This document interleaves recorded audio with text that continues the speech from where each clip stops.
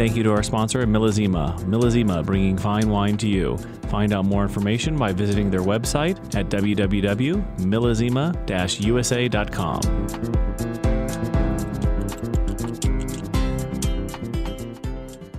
When you have a great Sauternes, the sweetness, to me, is one of the least interesting things about it. What's really interesting about these wines is that they're a sort of essence of wine, a concentration of everything that's beautiful and interesting in the wine. And when you have a complex cuisine, which this Chinese cuisine is, I think that there's a very good harmony between the two.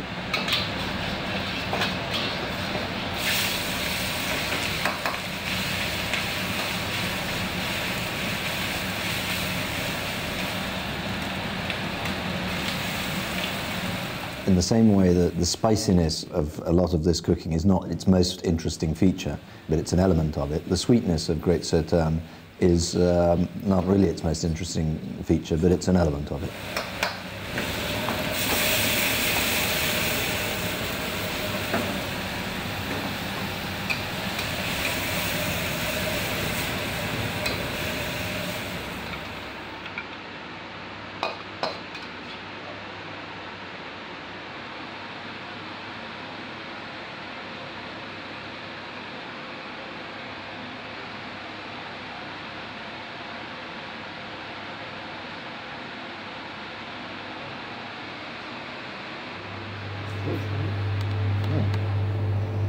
Smells good anyway. Super. Delicious. Yeah. Well, I would recommend with this one quite a young one actually, and something like a very powerful, rich wine like 2003. I think might go very well with this. There are other dishes which have caramelized sauces. There's a little fantastic caramelized sauce with pork, which goes much better with older vintages. But the best way is to test it and see.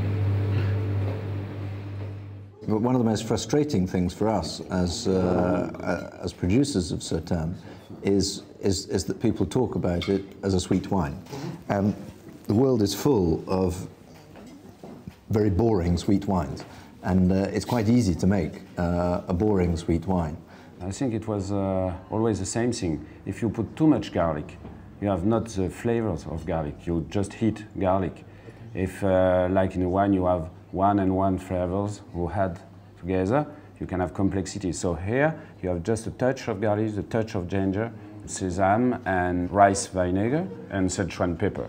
So you have a lot of hot spice at the end of the mouth, and this is the vintage 2001, with one of the sweetest and one of the highest level of acidity. And it's not the sweetness who helped to pair with these dishes. It was the acidity and the minerality of this wine who helped to fight the hot spices you have in these dishes.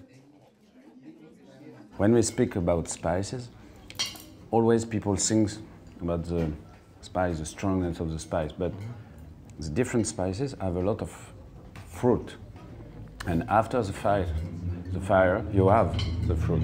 And with the Sauternes, you can discover the fruit after. Whether you're tasting Sauternes with a spicy Sichuan dish, or whether you're tasting a great red Bordeaux with some truffles or something like that, if there's something in the dish that can wake up something in the wine that you didn't notice, it was there before, but you didn't notice it. But it's the harmony of the two things that can bring something alive for you and just increase your pleasure and your appreciation of the wine. That, for me, is what food and wine matching is all about. So this is a typical dishes. From here, you have shrimp, and it was pieces of rice, cooked, fried, before to put again on the shrimp. And it's very perfect when pairing with rich vintage, like 03. What is important to understand is with sweet wine, at the beginning, you can feel some vintages too sweet. For example, the 03 or 05. But with aging in bottle, the impression of sweetness decreases. And after 10 or 20 years aging in bottle, you have another impression of the wine, and you can be more impressed by the complexity of this sweet wine after aging in bottle. I believe that this wine, the 03, which at the moment is overwhelmingly rich and creamy, the temptation would be to say, well, the 01 is finer, greater, but maybe it is. But this 03, you know, give it a bit of aging, I think that it will surprise us by how fine it will become. You see the difference with 03? You can give your glass. This is a baby, this is a mature wine. 2003, 1975. You have mushrooms, you have saffron, honey, beeswax, but not a lot of sweet flavors, more complex and more dry. Tea smoked somewhere. He fried quickly the fish to have this caramelized skin, and inside you have soft and sweet.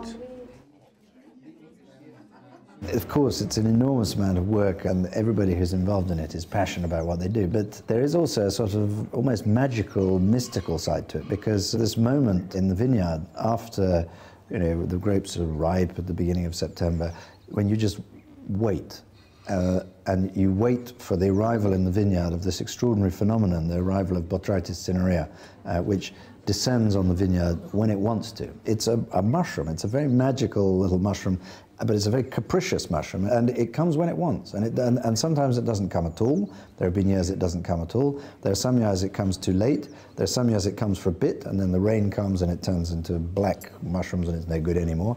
And so whenever you're making any kind of wine, you're subject to factors you don't control. And that's what makes wine so special. But in Sauternes, it's more true than anywhere, because you have to do everything right to get the grapes right, and then you just wait. And the thing that makes the Sauternes what it is and what makes it great is a phenomenon that arrives in the vineyard, and you have no control over that whatever. And that's magic. You need to be a philosopher, because there are years when you really need philosophy to console you. But when it comes right, it's the most magical feeling in the world.